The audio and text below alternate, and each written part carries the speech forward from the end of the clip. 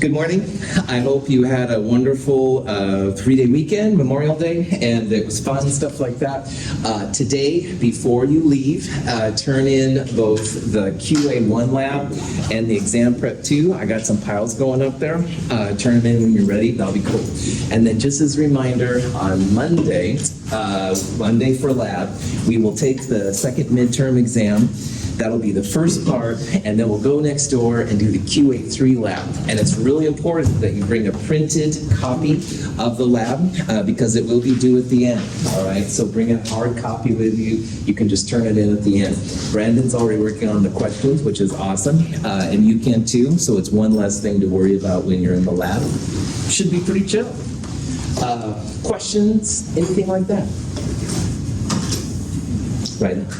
So we're going to look at the last chapter of Chem 223. Don't shed any tears at the class level stuff. No, seriously, we're just about done with new material, woohoo, which is cool. The last two chapters, chapter 18 and chapter 19, are what we have left on the docket. Now, chapter 18 is a review of what they call the main group elements, which are the A blocks. So the groups on the far left and the groups on the far right. And there's a lot of information in there, but honestly, it should be reviewed to you, all right? I am subtly trying to make you start thinking about all the things we've learned since Chem 221, and it will help you then to prepare for the final and stuff like that. So we won't go over chapter 18, all right? Chapter 18, I'm hoping, is more of a reference chapter. You can check it out as needed, but I think you'll be able to kind of figure out how things work and stuff after all the material you've been through. But chapter 19 is going to be an important chapter for us because there's one more type of naming that I want you to know, one more kind of nomenclature, and it has to do with what's called a coordination compound. And when you first see these names, it's like, whoa, all right, sound effects not necessary.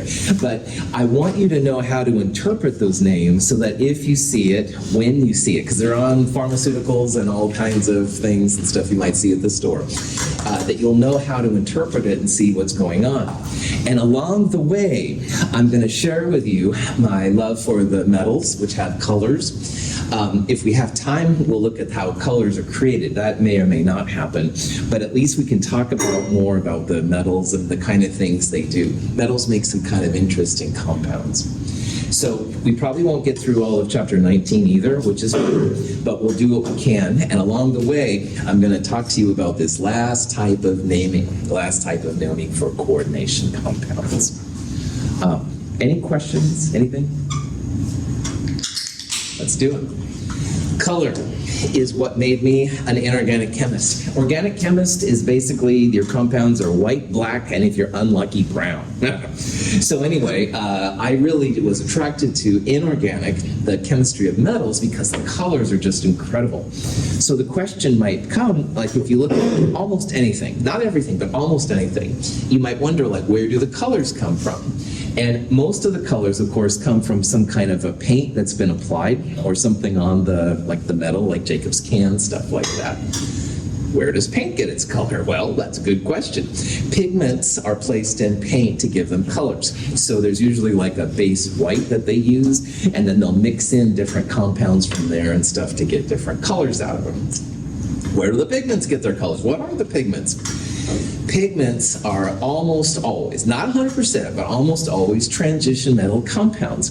And this is just a little picture I found online of all the different colors that are possible when you have different metals. And you've got blues and greens and purples and all kinds of stuff. Now, there are some organic chemicals that have colors, but it's very rare, all right? Most of the time, the colors we see around us come from some kind of transition metal. So in this section, we'll talk more about transition metals and the kind of compounds they make, stuff like that. Now, we've already seen a lot of transition metal chemistry in this class. We've talked about how to name them and stuff like that, and we'll go through that here a little bit again, too. Almost all rocks and minerals have some kind of transition metals in them, especially if there's colors, of course. So rubies have a red color from chromium. Sapphires have a blue color, often from iron and tin. And also a lot of the vitamins will have transition metals in them too. So it's not just the colored compounds, needless to say. I saw a presentation last night and they talked about the importance of vitamin B12, and vitamin B12 has a cobalt in the middle of it. And of course, hemoglobin, myoglobin, these kind of things have iron, which allows oxygen to be transported through our bodies, stuff like that. So transition metals are important, but they're also important in industry, all right? If you're making steels and stuff like that, a little bit of chromium is doped in with the other things, and a little carbon, stuff like that. The pigments are super important. Titanium 4 oxide, titanium dioxide, if you remember my Chem 221 references to that snide name. Titanium 4 oxide is a really nice white, and it's, I think, more or less inert, so people use it for a lot of things as like a base white, but you can add other colors to it. So for example, in QA1, you saw a lead 2 chromate, a yellow compound form. That's a source of a lot of the yellow you see. Prussian blue is a really interesting compound, but it has a couple of different irons inside of it. And this is a weird naming thing right here. Notice there's like a square brackets with an iron inside and irons on the outside. And we'll talk about that in this section. But all of these things are important, and it shows how transition metals are cool. Now, on the periodic table, all right, just as a quick review, whoa, that was a little too fast, sorry. The left side and the right side, the pink elements, those are called the main group elements. On our American periodic table, 1A, 2A, as well as 3A through 8A, those are the main group elements. And it officially goes all the way from the top to the bottom. So the pink ones are called the main group elements. But the ones we're going to focus on more in this chapter are the blue ones.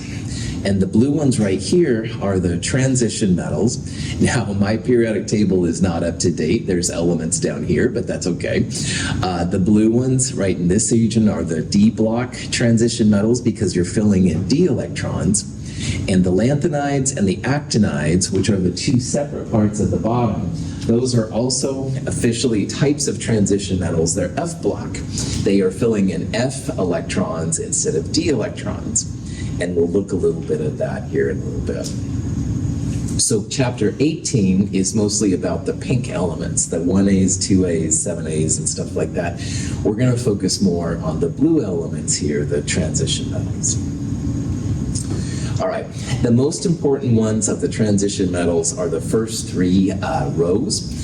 Definitely, especially this one. And we've run into these quite a bit. All right, so zinc and copper and nickel and chromium and iron, et cetera, et cetera. But all of them are important. All right, our bodies need a little bit of molybdenum day to day, which is kind of cool. Gold, of course, important. Mercury, all over the place. Most of these transition metals have incomplete d orbitals, which means they'll have some electrons in them, but they won't be totally filled up. And we'll kind of review this as we go along. Now, these B blocks up here, these Bs are kind of strange. They usually represent the most positive charge, but that's not the way all the time. Up to nickel, you could argue that it goes up to positive 8. Some of these will go past 1 and 2, but if you have to know, that's what they originally were standing for, apparently. So like manganese doesn't go above a positive 7. That's the Roman numeral for 7. Chromium goes up to positive 6. So if I said, can it be possible to have a molybdenum plus 7 when it's in a plus 6 group, you'd say, boy, not very likely. All right, maybe in a lab next to a black hole or in the sun or something like that, but normally that would be an unusual choice for those compounds. All right, so transition metals, all right, are very metallic. And again, to be a metal means that it's malleable. If you have the pure metal, you can usually bend it, massage it a little bit to make things happen. Transition metals are usually not as reactive as alkali and alkaline earths. And we've seen how like sodium and potassium and water are super reactive. Chromium, iron, those kind of things, usually not as reactive. You have to kind of budge them around. As the element gets bigger, they usually get less reactive too.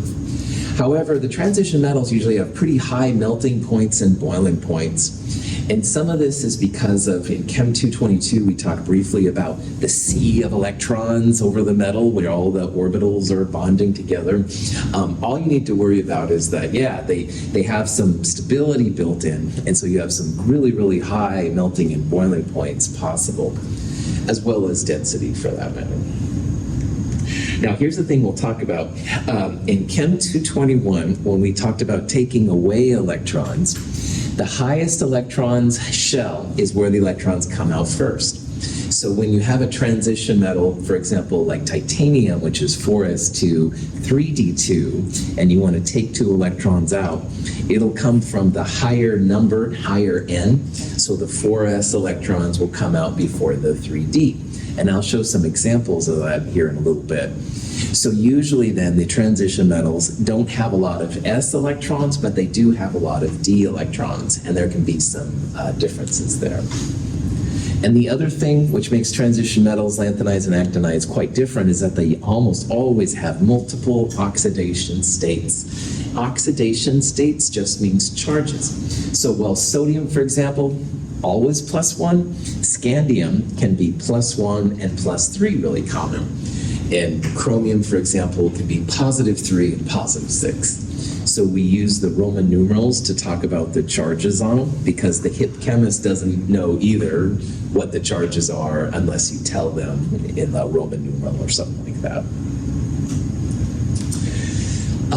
Paramagnet and diamagnet are terms we talked about in Chem 221 and Chem 222, and we'll talk about them again here. If you have up electrons in an orbital and another electron comes in, it's the opposite spin. So you have an up and a down. And so we've talked about the m sub s electron number, which we'll talk about briefly. You'd have a spin +1/2 and a -1/2. If every up electron has a down electron, the metal is considered diamagnetic. And those just kind of sit there when they're next to magnetic fields, and they're pretty chill. But most atoms are paramagnetic, which means that they'll have one spin up, and there won't be a corresponding spin down. And why that's important is those kind of atoms are attracted or repelled by magnets, all right? And there's a lot of sources of magnetism in the world, so there's a lot more reactivity problems that come around. And they talk about, sometimes with paramagnetic and diamagnetic, they'll talk about free radicals. Free radicals are essentially paramagnetic metal centers, and people think that aging maybe comes from these free radicals running around our bodies and stuff. So if you have the right kind of substances like vitamin C, it will neutralize those kind of things. And then finally, I don't know if I'm going to get to this or not, but you can describe why metals are colored through what's called crystal field theory. And in Chem 222, we talked about valence bond theory versus molecular orbital theory. And valence bond was awesome for figuring out things on the back of an envelope, and molecular orbital was great if you had computers. Molecular orbital theory was better, but it was much more complicated. Crystal field theory is kind of like valence bond theory. You can figure out quite a bit if you're hip to it as to why metals have colors and stuff like that.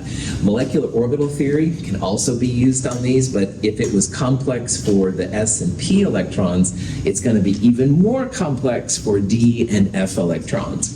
So this is also kind of a brand new area of discovery.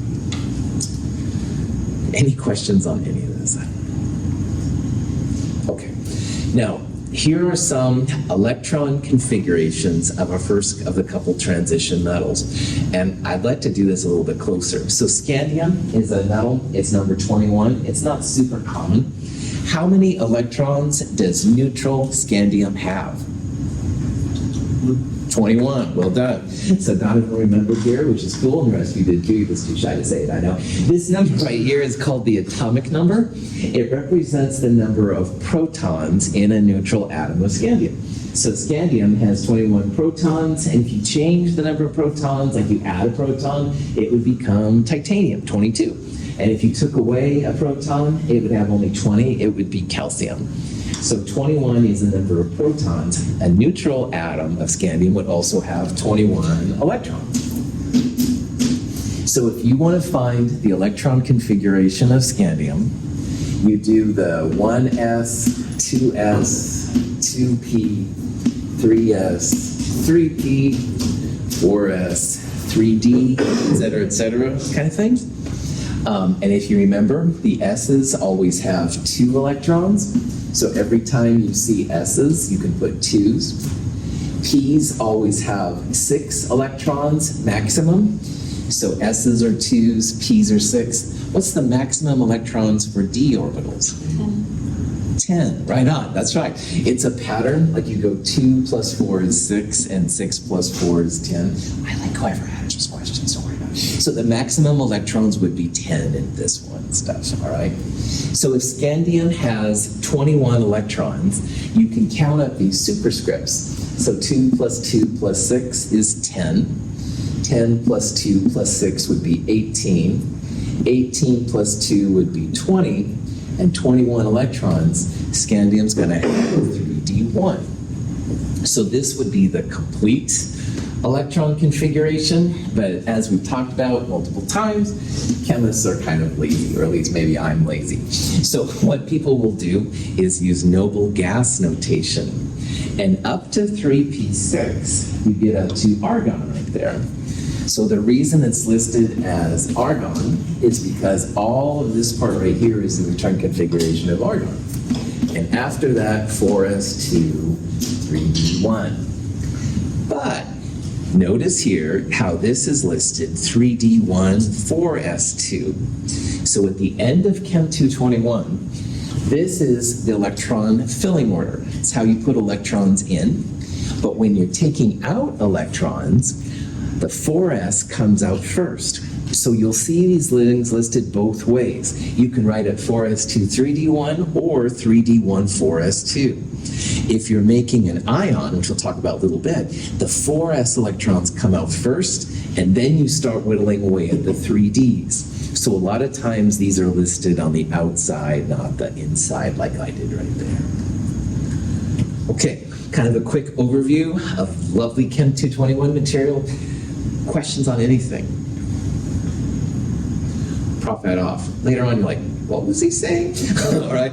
Don't be afraid to email me separately. All right. And I can send you stuff from Chem 221 with some reminders about how this all works. So prop that back on. All right. So titanium is 1 more proton than scandium. So that means 1 more electron in the neutral state, 4s2. Vanadium, goddess of vanitas, goddess of beauty, has 1 more electron after that, 3d3. So remember, 3ds can go up to 10, so you can keep going.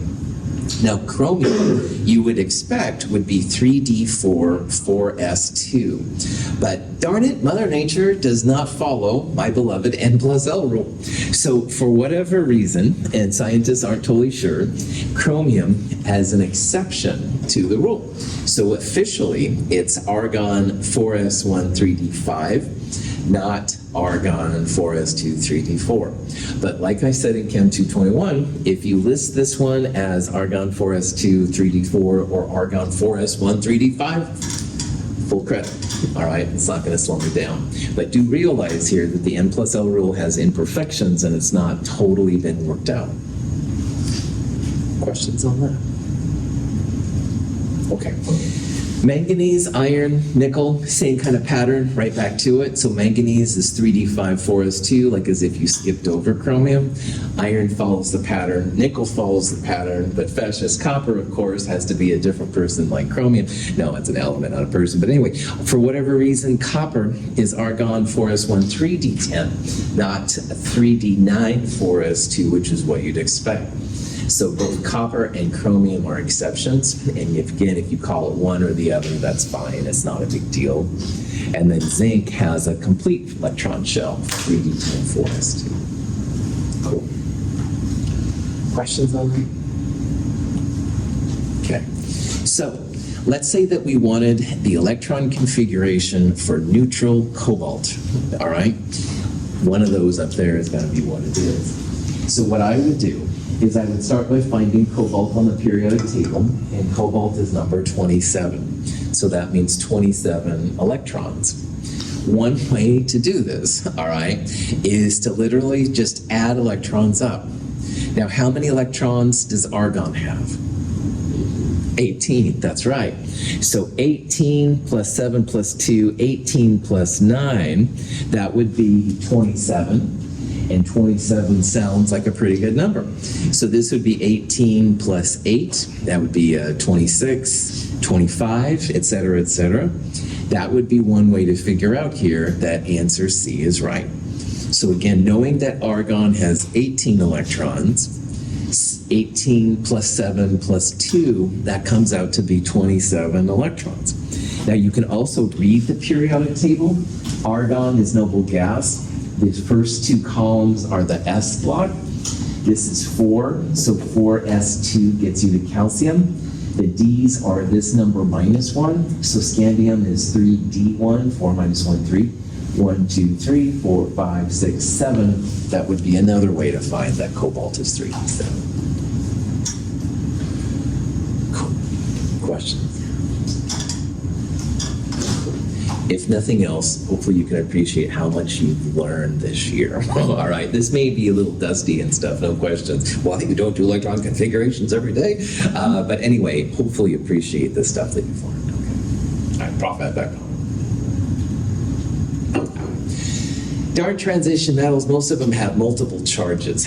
Now, we talked about in Chem 221 that there were a couple of transition metals that were fixed charge, and zinc was one of them, all right? We talked about in Chem 221 the stairs, and that was aluminum, gallium, and indium. And then right next door was zinc and cadmium, and then silver. Let me make sure I wrote those down correctly because I've done that for a while. Yeah. And these are the stairs, which are fixed charge metals. So while most transition metals have more than one state, the first 3 stairs are all +3. These are +2, and silver's +1. So there are some transition metals that are more often stable than not, and zinc is definitely one of them. Zinc is almost always +2. Yes, you will find some exceptions, but it's very, very rare to find a zinc that's not +2, just like silver is almost always +1. On the other hand, most of the transition metals, though, multiple oxidation states. So that's why with cobalt, for example, you need a Roman numeral, because Donovan could bring me a cobalt sample and I'd say, cool, and I would know if it was +2 or +3. And like if you look at some of these, like manganese, man, they're all over the place. So, so Roman numerals are cool then to kind of help figure out what the charge is. And again, even me with my PhD, I wouldn't know what manganese you had if you just showed me something. I'd be like, okay, cool, but I wouldn't know either. So that's why they're important. Okay. Questions? All right. So here's another question. We talked about how cobalt was argon 4s2 3d7 just a little bit ago. And this question says, how many d electrons does the cobalt 3+ ion exist? Now, let's go back. Argon 4s2 3d7 was the neutral cobalt configuration, okay? And what we want to know here is what happened. This is cobalt neutral. We want to know what the configuration is for cobalt 3+. Now, as you go from cobalt to cobalt 3+, are you going to gain or lose electrons? Lose, that's right, good, that's right. You're losing electrons. Electrons are always negative. This is becoming positive, so we're basically kicking out 3 electrons. That's what the +3 tells us. So the question is then, what happens here? Now, in Chem 221, most of the time, when you're making a positive ion, the last electrons in are the first ones out. So when we make things with oxygen or sulfur or even potassium and calcium, the last ones in were the first ones out. But the transition metals are different because the official rule is that you take electrons away from the highest n. These numbers right here are the shell numbers from quantum mechanics. All you have to know is that n of 4 electrons will come out before n of 3. So if we're removing 3 electrons, they don't all come from here. These 2 electrons go away. We'll take away 1 of these. Then we have 2 plus the 1 that was taken away. This will have an argon 3d6 configuration. So that's kind of the punchline here when it comes to taking away electrons. And this will be important in this section. With transition metals, almost always those little s electrons out of here first, all right? Then you start whittling away at the 3ds. And that's why all of these transition metal ions, they almost always are d electron configurations and stuff. So, questions on that? Okay, so going from iron to iron 2 plus, you lose 2 electrons. Neutral iron is argon 3d 3d6 4s2. You're taking away 2 electrons. Those electrons come from the highest n. They'll come from the n equals 4 before they come from the n equals 3. However, it's easy to make iron plus 3 as well. No problem. Take away another electron. Then you start whittling away at those 3ds. So again, when you make the ions, the s orbital electrons will come out first, and after that, then you start taking out the d electrons, like right there. Cool. Now, paramagnetic and diamagnetic becomes really important when you have transition metals, because you can figure out how many electrons are left, and also taking away those s orbitals is really important. Now, paramagnetic species are just much more reactive than their diamagnetic ones. Diamagnetic things kind of sit there. They don't do a lot. But the paramagnetic ones, wow, once they're next to a magnetic field or something that has some magnetism, they'll start going crazy. That's not a very scientific phrase, but it's true. They start really moving. So knowing if something is paramagnetic or diamagnetic is important. Paramagnetic things, again, will have 1 electron per orbital. So if you see a box with just a single electron, paramagnetic. But if every up electron has a down electron, that would be diamagnetic. So chromium was one of those weird exceptions. We thought it was going to be 3d4, 4s2, and in reality it's 3d5, 4s1. So if you know that chromium is 3d5, 4s1, d orbitals have 5 boxes. So this is another thing from Chem 221. S orbitals are like 1 box with 2 electrons inside. P orbitals are 3 boxes, 3 orbitals with 2 electrons per box, 6 electrons total. And d orbitals have 5 boxes. So each of those boxes holds 2 electrons. That's where the maximum number of 10 comes from. Now, if you have electrons, each electron gets its own orbital first. You don't pair up unless there's no more room. So chromium then would have 3d5, 1 electron per orbital. It's like if you live in a house with a brother or sister or someone, and you don't really, it's okay to be in the same room, but if you can't have your own room, it's a lot better. They like country western and you like heavy metal or something, so your posters are different, I don't know. Anyway, same thing with electrons, all right? They want their own orbital, their own room. They can put up their own posters. Techno, I don't know. Anyway, so in this case, each orbital gets 1 electron, and even the 4s gets a single electron. So we would say that chromium, neutral chromium, is paramagnetic because these are the unpaired electrons. Each of them's by himself going to be really attracted to magnetic fields. Now the noble gases, completely diamagnetic. Don't have to worry about those. It's these outermost electrons which will be the paramagnetic ones if you're going to have it. Questions on that? Okay. Now, palladium is another exception to the rules. If you go down, palladium is Pb, it's number 46 under nickel. So for whatever reason, palladium, the electrons jump ship from 5s and go into 4d. And again, no one really understands why this happens, but it's fine, whatever. Anyway, palladium, every up electron here has a down electron, all right? So this would be considered a diamagnetic metal. Palladium is not very interested in magnetic fields. And we saw, for example, that palladium and platinum, which is very similar right below it, palladium and platinum are great electrodes because they're pretty unreactive. They just kind of sit there. So this is one reason why they're unreactive. Everything is diamagnetic. Cool. Okay. questions? So what we're going to start talking about now is why those complex ions form and what the mechanism is. And we've danced around complex ions or complexes, which are just the neutral forms of these things a lot this quarter. We started with Le Chatelier's principal lab, and you added a little hydroxide to zinc, and the white zinc 2 hydroxide came up. But you added a lot, and all of a sudden the white solid disappeared.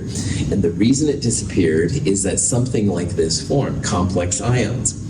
And this baffled chemists because they thought, well, if I really want a lot of zinc hydroxide, I should be able to just add more base. But this stuff ended up disappearing because of the complex ions. So this was really frustrating.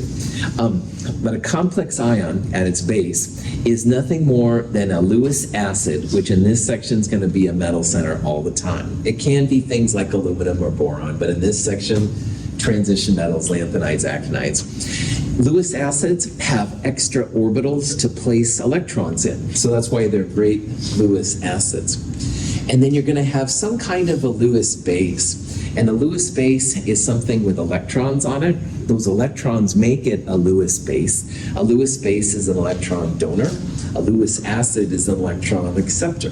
So a Lewis base will be things like cyanide, because there's lone pairs on both the carbon and the nitrogen if you draw the Lewis structure. Ammonia has a lone pair on the nitrogen. It could also be water, because the oxygen has 2 lone pairs on it. Anything with a lone pair could be a Lewis base. And these things surround the metal center, and they're often 6. We'll talk about this here in a little bit. But it makes them the complex ion. And these usually are very, very product favored. They have really high formation constants, equilibrium constants, so they're really, really product favored. And they can be really frustrating to chemists, like I just said. And there's tons of examples. You can argue that every transition metal in one way or another makes some kind of complex ion next to it. So complex ions are just Lewis acid metal centers with Lewis bases, something with lone pairs. And they're very product favored, very high equilibrium constants. They form really readily. If you understand it, there's a lot of cool things you can do from it. But initially it was very frustrating. So the Lewis acid will just be a metal, and the Lewis base will be something with lone pairs. Now, in the stuff we're going to get into here, which is called coordination chemistry, a Lewis base is referred to as a ligand. You can call it ligand, it's okay. But anyway, it's ligand. And a ligand is just a Lewis base that attaches itself specifically to a metal center, all right? So if I talk about ligand, it really is nothing more than a Lewis base. There's many different types of ligands, and we'll talk about that here in a little bit. Cool.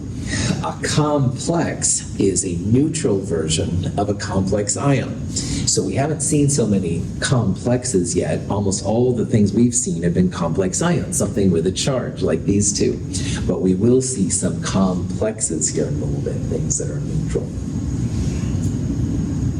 Okay. So a coordination compound has one or more complexes. And if you have a true compound, then all the positives and the negatives cancel out. And these begin to look really, really weird. So that's why I want you just to see all this. This thing right here, notice it has a square brackets. That's a complex ion, all right? And the chlorides outside of that make the overall compound neutral. So this thing has a complex ion right there with cobalt and ammonia, and the chlorides then make it neutral overall. Now this one is 2 complex ions that come together to make a neutral compound. This complex ion has a copper center. This complex ion has a platinum center. And this is going to be the positive. This will be the negative, because remember in chemistry, positive always comes first, negative second. And they form a neutral compound. This one is a true complex. It has no charge overall. The platinum and the chlorines are connected in the inside part to the complex. It has a neutral charge. We're going to see that's actually something that's pretty important. We're going to talk about coordination number. That's the number of donor atoms bonded to the central metal in the complex or in the ion. So for example, right here, this cobalt has 6 ammonias around it. That would have a coordination number of 6. On the other hand, this copper right here has 4 ammonias around it. That would have a coordination number of 4. So again, here's this part without the chlorides. Each chloride is -1, so there'd be -3 from those. This will have a +3, but the coordination number would be 6. There are 6 ammonias coordinated around the cobalt. That's where that number comes from. The platinum right there has a coordination number of 4. There's 4 CLs. Each of them binds to the platinum. So there'd be 4 things around the platinum. And sometimes you can even have a coordination number of 2, especially with things like silver, we'll see. So you determined the coordination number based on the number of ligands around it. You can figure out how many places it's connected to. I like to think of each of these ligands as like having teeth, all right, that go in. So the coordination number is just the number of teeth that are connected to the metal, but I have a weird sense of humor. Questions? Yes. Is that for the compound or for just like the cobalt, for example, in the first example? Yeah, so we'd say that the cobalt has a coordination number of 6. I see what you're saying, yeah. And here it would be the platinum has a coordination number of 4. Excellent, good. Silver is good about making coordination number of 2 compounds. And like Francisco just said, yeah, here, this would be the silver ion, and each of these little dots there would represent an ammonia. That's the nitrogen, really, where the lone pairs are pushing into the silver. There's not as many 2s, but there are some that are pretty common. Now, when it comes to 4, there's 2 types of possibilities. In Chem 222, when we looked at Lewis structures, tetrahedral was by far the most dominant form, and carbon forms tetrahedral, nitrogen, oxygen, and there are a lot of metals that form tetrahedral as well. But there's also a lot of square planar when it comes to metals. So this is an example of a nickel cyanide compound. The cyanides kind of take those surrounding parts right there. Here the chlorides around iron take tetrahedral. Anybody want to make any guesses what is above and below the square planar on compounds like nickel?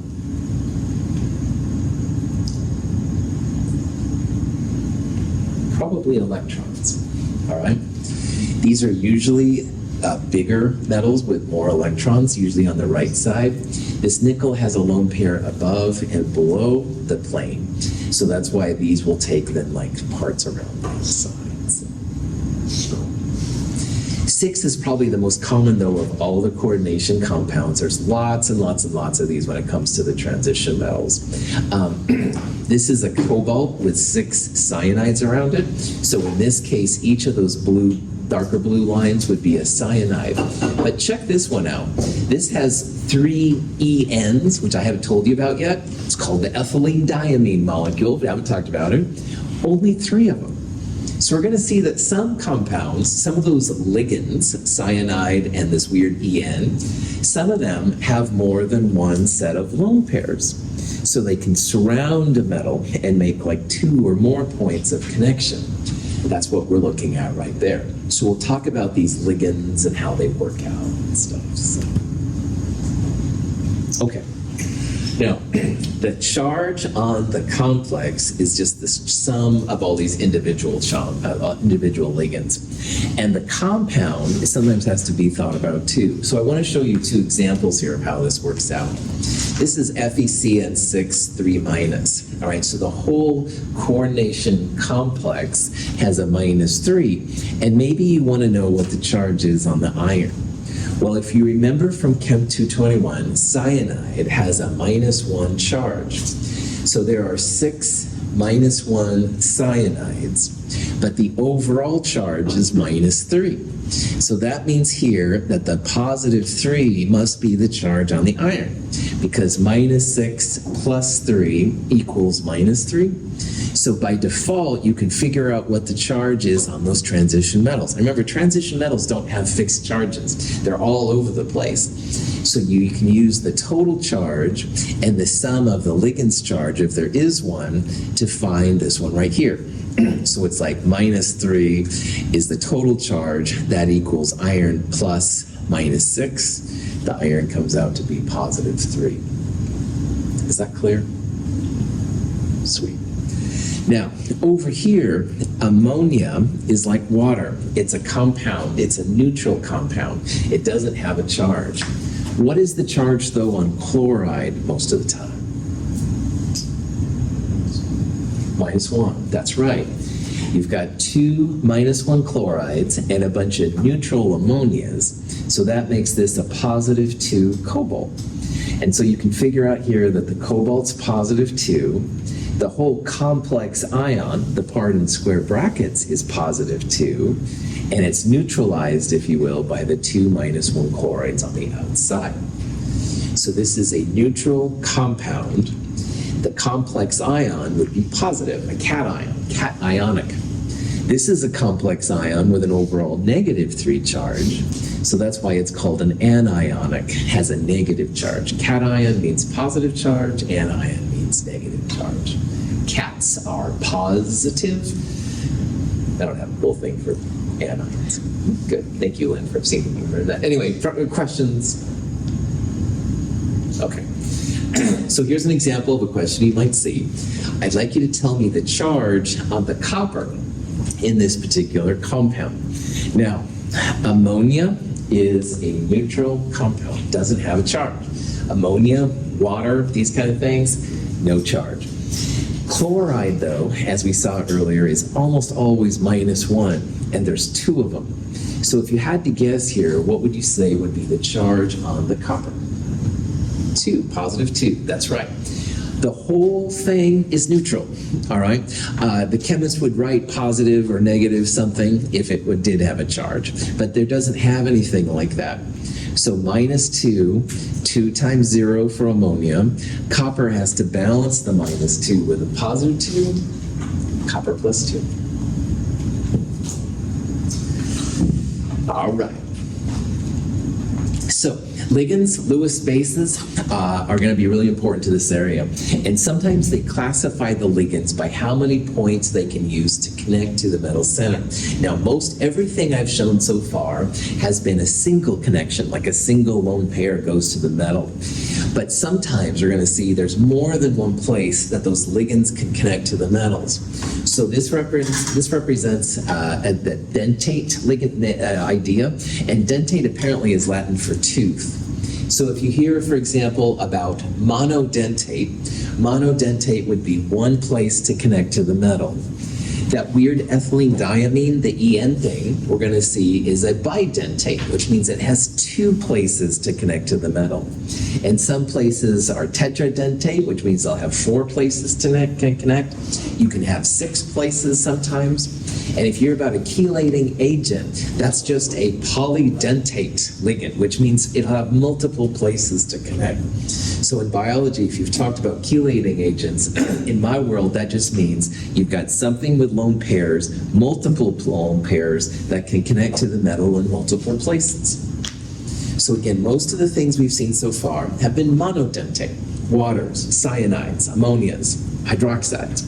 But as we're going to see, there are some bigger ligands out there, bigger Lewis bases, that have more than one places to connect.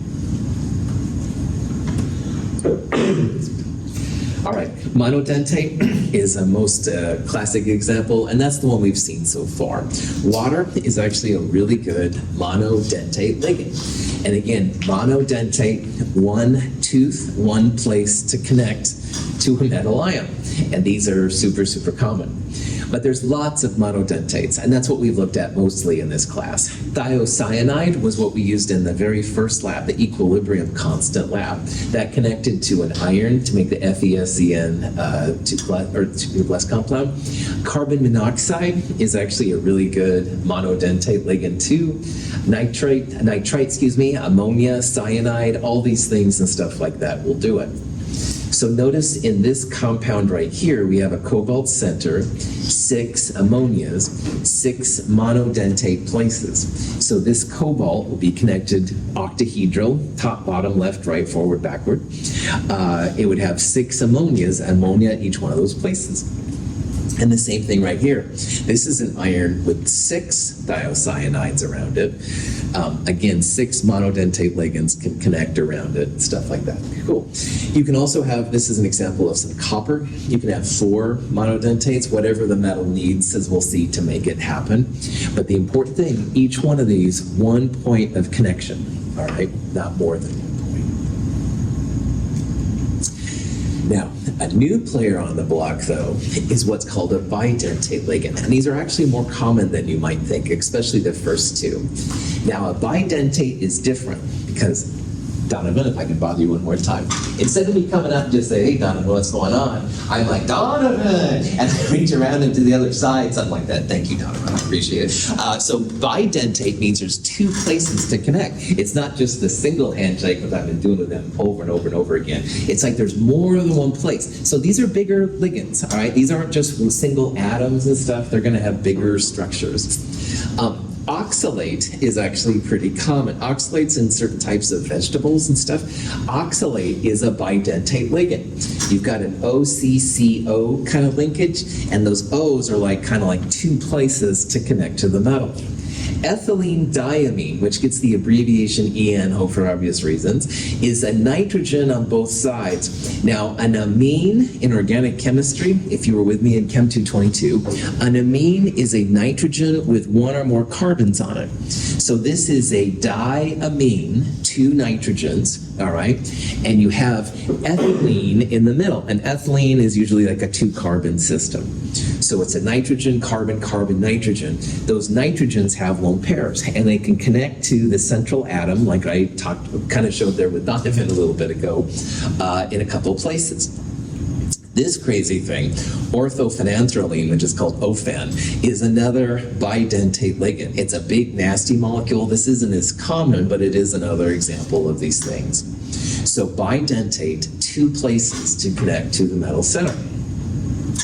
This is an example of an octahedral cobalt. All right, how many places will you have connections to in an octahedral system? 6, that's right. There's only 3 ethylene diamines because these are bidentate. Each ethylene diamine has 2 places to connect. So 2 plus 2 plus 2 is going to give it the 6 around it that you need. This is an oxalate with 3 of them around a chromium. This is also an octahedral system. Each of these oxalate is big enough that the oxygens connect 2, 2, and 2 around it. Good to go. Now, this crazy thing is also octahedral. 4 of them are monodentate ammonias, which means single nitrogen to single atom. But this one is bidentate. So this takes up 2 of the spots in the octahedral iron, while the other 4 are taking care of it. Here's some Lewis structures. Oxalate is a resonating structure. Initially, you have a double and a single, but these doubles and singles go back and forth and stuff like that. You need to have a good negative charge usually for things, so the oxalate ion will connect at those negative oxygens like right there. Ethylene diamine does the same thing. It doesn't have a charge, but it has nitrogen. Nitrogen's really good about being basic, pushing itself in, if you will. So the ethylene diamine connects at the nitrogens, the oxalate connects at the oxygens, probably with the negative charge. This is the orthophenanthroline molecule. It's just a big, funky benzene ring structure. There's lots of things around there. But again, check it out, 2 nitrogens, all right? Nitrogen is really good about making those dentate connections to the central atom. So then you can have things like this, all right? This is a cobalt center with 3 ethylene diamines. Now, This is a thing you might see in the future if you take biochemistry. It's called ribbon representation. Ribbon shows all the connecting atoms just as one big ribbon. Because you start getting so many hydrogens and carbons, it becomes kind of frustrating. These are the nitrogens on ethylene diamine, and this is the CH2 inside there. And the ribbon shows then better the structures around the part of interest, which in this case is a cobalt. So, oh yeah, it's exciting. Questions? All right, we'll start up with the bidentate stuff again on Friday. Have a great day. We'll see you on Friday.